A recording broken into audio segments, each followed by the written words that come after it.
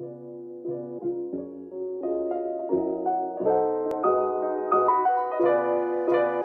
guess I'm gonna start now. So welcome everyone and to another class of Paint With Me Fridays. And today we are learning how to draw roses, leaves, lavender, and just another type of flower that I cannot really define. I don't really know what this is called, but this is a flower that I draw all the time.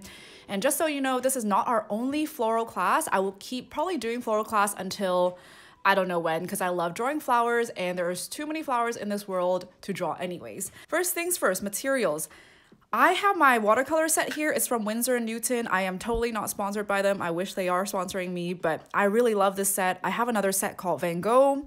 These are ranging around like 13 to 15 euros on Amazon. I love this because it really depends. When you choose your watercolor set, think about like where are you gonna paint the most and like what suits you the best. So I think that I'm going to travel or I want to paint while when I'm on travel. So that's why I choose a set that is perfect for traveling, because the pans are like dry. So all you have to do is add water. So this is what I chose. And I'm a person who like loves just to use one brush. As you already participate in my other classes, I just love using one brush for some reason because I'm lazy. So this set fits my needs a lot. In terms of paper, I would always recommend having cold press watercolor aquarelle paper, just because if you're working with a lot of water, you need something very thick to hold the water. Now there's two types. So there are watercolor blocks. So oftentimes in Germany, they're called aquarelle block. So you can't see it right now, but this is, I use like most of them already, but as you can see the sides, it's glued on the side. So this will help you stretch your watercolor paper so it doesn't curl up when you draw. And brushes. People ask me about brushes. Honestly, any round brush would be fine. Any round, like these kind of, oops. I have multiples here, but honestly, you'll probably be seeing me just use one of them. I have round tip brushes. Doesn't matter if it's synthetic or real fur. I like to buy tips that are like pointy at the beginning and thicker in the bottom here, just because I can do like different lines and dots like this, you know? All right, so enough about material. Everybody, please mix yourself a pink, orange, and two types of greens. All right, so now you have these four colors, we can actually start. And we are drawing flowers that are not 100% like real life. So what you can see here, this is a very abstract looking rose. It looks like a rose, but it's not 100% like the ones you see in real life. So this is something you want to keep in mind for the rest of the class. Like I know there's a lot of people who want to perfect and make the most real looking rose out there, but this is all abstract. Just like have fun. You always have another piece of paper, so just let it go and just have fun with me. So yeah, don't have to have like a preconception of what a rose look like. Just follow my steps and then you'll eventually be able to do it. All right, so I have a small piece of paper here and we're gonna start with a rose. So everybody following? I hope you are. All right, to start with a rose, I'm gonna get myself a bit of pink here. And what you're gonna do is imagine yourself, this is a spiral, right? Imagine yourself drawing a broken spiral. So actually maybe you should watch me quickly first before you go ahead with it. So I'm gonna make myself some circle or like curves like this, broken curves or spirals. Kind of looks like a little face at this moment. But just imagine like a cinnamon bun or like a, I don't know, France Bochin that's like broken. You know, on the side they have a little curve. So I'm gonna slow down a bit because I know I tend to go really fast and people are like, please stop. So start with like a little bit of broken circle spiralies here. All right. And then what you're gonna do is you're gonna keep going, but make your strokes bigger and bigger. As you can see, this stroke is a lot bigger. You can just click X, Brenda. Actually, you know what? I can just move myself up even. Here, can you see it now?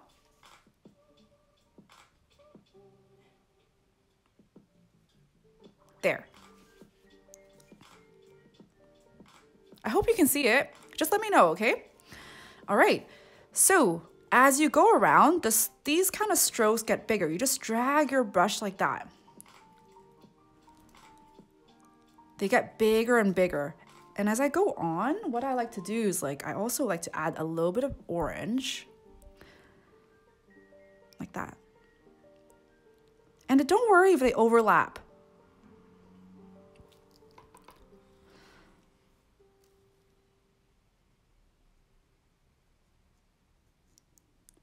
As these strokes are like, look, imagine it as like a broken spiral once again, right? The strokes get bigger, so the petals get bigger as you go more outwards of the flower. All right. And you just keep going, make the petals even bigger.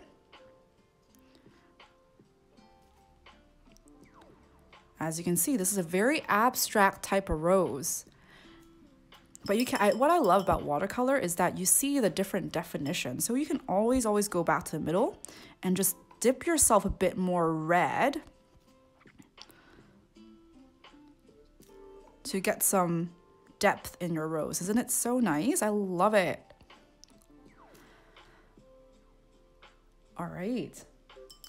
And then as you continue outwards, imagine the rose petal is getting lighter. So I'm gonna add some orange and add a bit of water and then draw a bigger piece outside. Like that.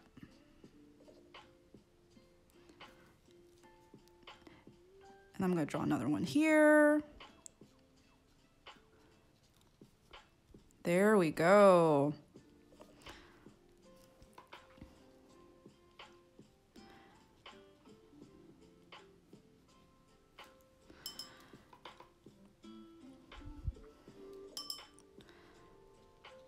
Isn't this so calming? Well, I feel really calm because I have this like really nice music in the background. I'm gonna actually grab some yellow and then do a bit of yellow on this side just to give it a little bit of depth. Because multicolored roses are always nice. Maybe a bit of red here. What I love about watercolor is that while it's wet, I like to dab in more color. There we go. We have our first rose. It's more of like a pinkish, yellowish rose. But let's do a second one. Let's do an orange one. So you might be wondering, how should I lay out my flowers in order to do something like this? Well, basically, I didn't really have a plan. And if the flowers overlap, that's totally okay. I tend to like to kind of spread out my roses a little bit. So I'm gonna do the next one probably right here. But of course, you can always do one here and here. It's all really up to you. Just have fun and don't worry about like technique too much.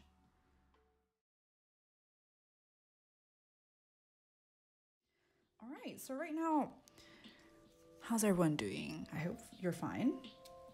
Right now we're gonna move on to this flower. These kind of side flowers, I guess. I have no idea what kind of flower is it. Maybe like a poppy flowers? Yeah, poppy flowers. So poppy flower is super easy. All you have to do is hold your brush on a 45-degree angle. So this is 90, this is 45. And you basically just drag your brush down like that. Do you see that? You just drag your brush across like that. And then you do another one like that. And then just another one like that. And there you have it. What I like to do also is just to like connect it and draw a bit of extra petals on the side. But look how simple it is. I love this type of flowers just to fill up the space in between. So let's move on to some leaves. So leaves I love to use to fill spaces. Like, look at all these like empty spaces on the side, right? What I love to do with leaves is just to like fill it bit and bit. I'm gonna start with this really nice green here. Remember this green? I mixed it with a little bit of brown just to get a bit more depth. So leaves are super fun and super simple as well. And don't worry about like the different types of brush. As long as you're having fun, don't you worry about it. All right, for leaves, all you have to do once again is hold your brush in a 45-degree angle. Start from the tip of your brush, drag across, down the page and lift it up. That's one stroke, one side of the leaf. Super easy. Then what you're going to do is the same on the other side. Press your brush down, and as you end off the leaf, you lift your brush. And there you have it, one leaf. Once again, you can always go back and add a bit more definition, like maybe in the end here. Look at that. Just look at how the colors spread. I just love watercolor.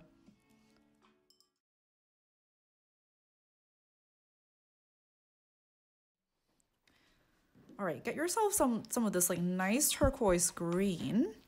I love to mix a little bit of dark blue there, so give it that like moody feeling.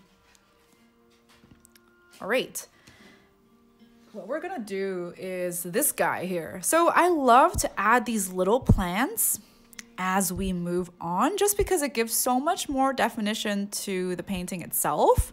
So I'm gonna add like maybe 2 or 3 of these guys. So I don't really know what leaf they're really called, but some sort of leaves. So I'm going to draw kind of like a just line down here. Looks like a snake of some sort. And what I'm gonna do is I'm gonna draw get your brush not so wet. Draw another thin line down here. And another thin line down here.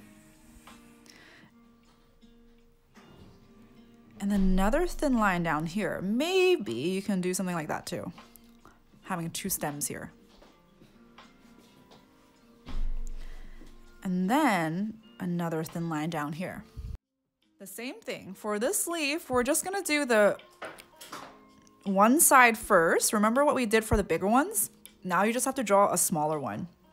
And the other side, like that. One leaf. I always like to put a bit of white space there just because it gives a bit more definition, but you don't have to.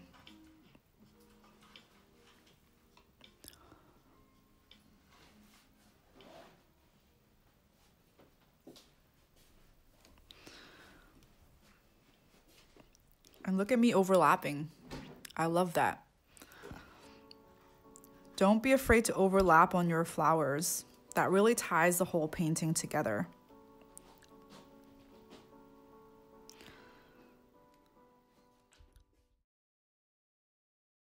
Meanwhile, I'm gonna maybe add another flower here. Actually, you know what? No, I'm gonna leave it until I'm done with the lavender. So for those who are feeling that you can move on, mix yourself some good purple. I'm gonna do that right now. Lavender is one of my favorite flowers to add to pull the entire painting together. I mean, right now the painting is quite together already, but I love to use lavender because it has so much detail to it to pull the entire painting together.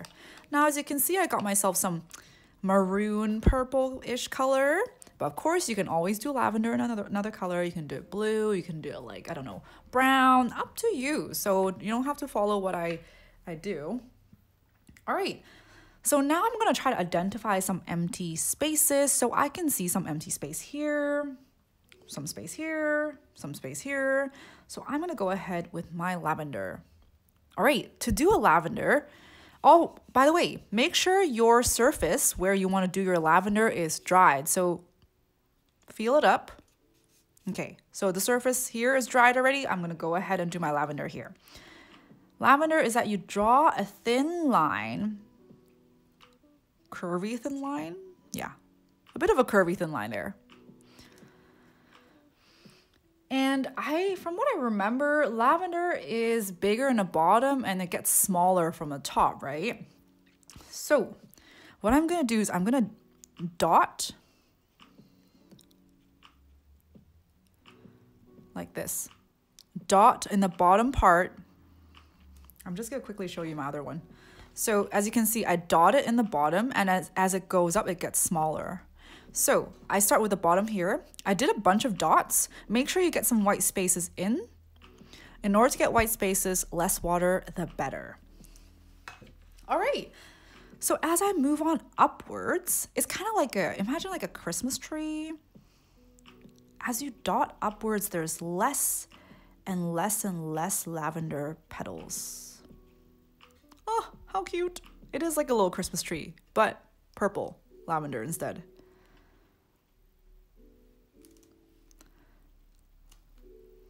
Isn't this one so fun? This is like literally my favorite flower to draw.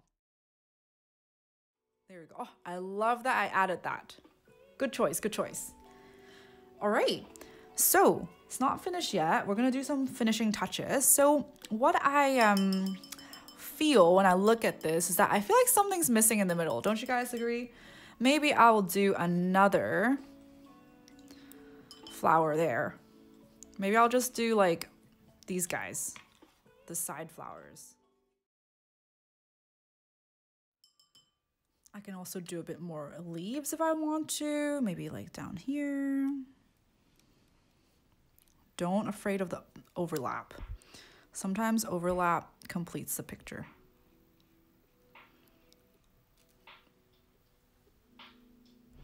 Oh, I love this colorful piece. All right, we're not done yet, guys. So far, I think I have got enough flowers and enough leaves. So what I'm gonna do is I'm gonna add little details like this. Ta-da! That really ties to the picture. So I'm gonna use a dark blue. Also, make sure the surface that you want to draw on it is dry. So I'm just gonna feel it up. Oh, okay, this one's dry. So what I'm gonna do, I'm just gonna do some like thin, whoops, too much paint there. Thin blue lines, look at that. Cute. Maybe I'll do some here. Some here. Maybe, should I add more things? I always wanna add more things. And I end up not liking it. Maybe should I draw some berries? Oh God.